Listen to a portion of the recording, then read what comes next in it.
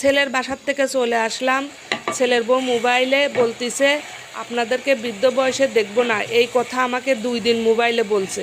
বলার কিছুদিন পর আমার বাসাতে আসছে, আসার পরে সামনের রুমে খাটের উপর বসে বলতেছে টাকা পয়সার কথা। আমি বলি টাকা পয়সার কথা আমাকে বলে লাভ নেই, টাকা পয়সা কোথায় রাখছে কী করছে তোমার শ্বশুর জানে।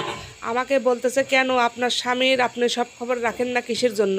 আমি বললাম কি যে স্বামী আমার সন্তান সম্পত্তির ভাগ পাবে জন্য আমার 3টা সন্তান নষ্ট করে দিছে, এই স্বামীর টাকা পয়সার খবর আমার রাখার কোনো দরকার নাই। তো তখন বউ এটি বলতেছে তাহলে আপনাদেরকে বৃদ্ধ বয়সে দেখবে কে? তখন বোর বোন সঙ্গে আইছিল, বোর বোন বলে কেন তোরা দেখবি? বলে কি আমরা কেন দেখবো, আমাদেরকে কি টাকা পয়সা দিছে নাকি?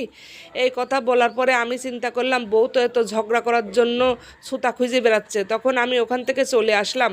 আসার পরে আমি ডাইনিং টেবিলে ওদেরকে খেতে দিলাম, খেতে দেওয়ার পরে আমি ওদের সঙ্গে বসলাম। বসার পরে বউ আবার ওই পুরানো কথাগুলো আবার তুললো।